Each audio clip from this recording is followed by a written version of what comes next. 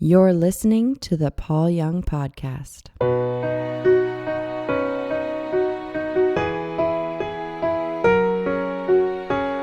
All right, what I told you on a previous podcast is that we would work our way through lies we believe about God, because the chapters are small and I can read them and make some comments about them, and it will be kind of a fun podcast. Lies is a book that is nonfiction. It's story-based, but like The Shack and Crossroads and Eve, it's true. This one's actually true and real. The others, the fiction ones, are true, but not real. Because people would always ask me, is The Shack true? And I go, yeah, it's true. It's just not real. And that's part of the beauty of fiction.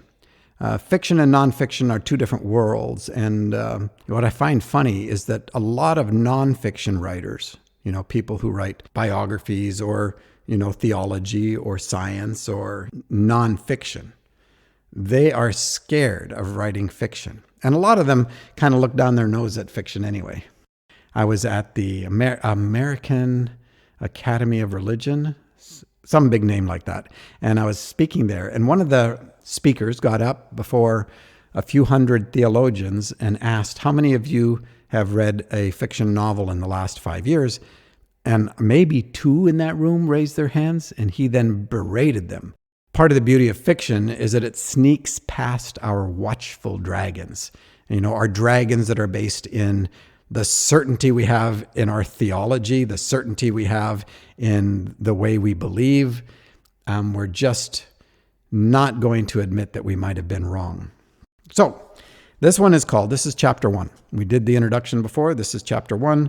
God loves us but doesn't like us. It is the middle of winter in northern Alberta, Canada. The temperature is well below zero, one of those days that is so cold your nose hair feel like little sticks plugging up your nostrils, and every exhalation of breath becomes its own fog bank. I was born not too far from this city up in the northern prairies. At least it's a dry cold, someone offers, which is true, but not that comforting. We enter the building and I unwrap the layers of protection, trading them for the warmth of this place of incarceration.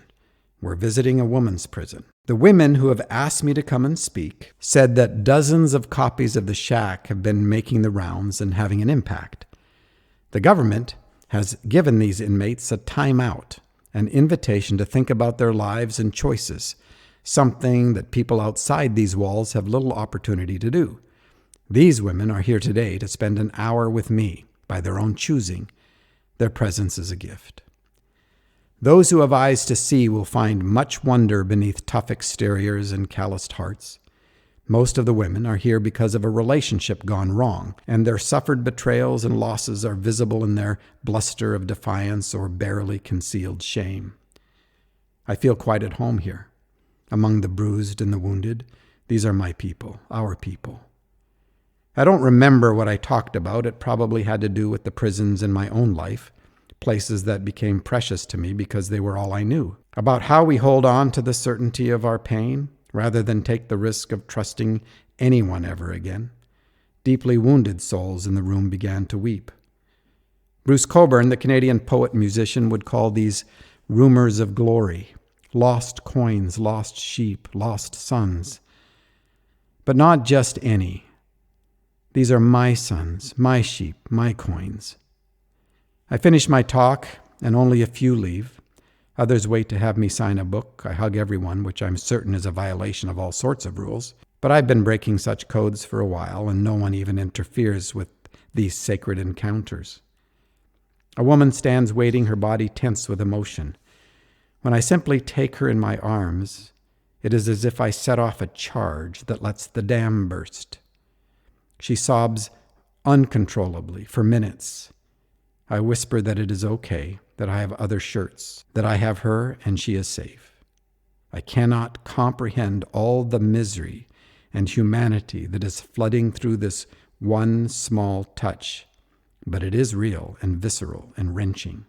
Finally, she stops the heaving enough to find some words.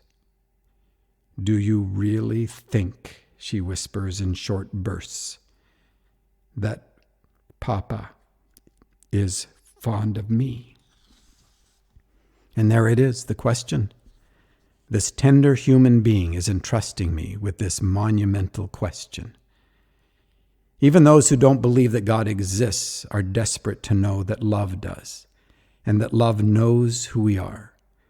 More, we are driven from within to take the risk to ask of someone or someone, do you find anything in me that is lovable, that is enough, that is worthy of being loved? There is a scene in The Shack in which the main character, Mackenzie, is having his assumption challenged. Mac is face to face with Sophia, the wisdom of God, and she is asking him about the love he has for his children. In particular, she asks which of his 5 children he loves the most. Even moderately healthy parents would tell you this question is impossible to answer. My wife, Kim, and I have 6 children. When our eldest was born, we couldn't imagine ever having the capacity to love another child. Our first used it all up. But then our second arrived, and suddenly there was a new depth of love that either hadn't existed or had been dormant before his arrival. It is as if each child brings with him or her a gift of love that is deposited into the hearts of the parents. In the religious subculture in which I was raised, we all knew that God is love. We said it and sang it all the time, until it didn't mean that much. It was simply the way that God is. It is like the grandchild who says, "But you have to love me, you're my gramps." But saying God is love doesn't capture our question, does it? So I've made a habit of rephrasing the line, God loves you, and instead of making it about God, I make it about the object of God's relentless affection, us. So throughout The Shack, Papa would say, I'm especially fond of him or her. There is a world of difference between saying, I love you, which is about me, and saying, I'm especially fond of you, which is about you. Both are correct, but the latter somehow pierces the disquiet of our souls and says, yes, I know you love me, but do you know me and do you like me? You love because that is the way you are, but is there anything about me that is worth loving? Do you see me and do you like what you see? Do you really think, she whispers in short bursts, that Papa is fond of me? I squeeze her tight. Yes, I whisper back as we both dissolve into torrents of tears. Papa is especially fond of you. Minutes later, she regains a semblance of emotional control and looks up into my face for the first time. That is all I needed to know. That is all I needed to know. With another hug, she exits, leaving me thinking, darling, that is all any of us needs to know. There is something about the holiness of an encounter like that pushes us into a place where that kind of question has to be resolved. God is love, but does he like me? God is love, but does he see me? Does he really know me? The answer is yes. He sees you, he knows you, you matter. It's not about your performance. It is about who you are, who you really are, the child whom he has always loved and is especially fond of.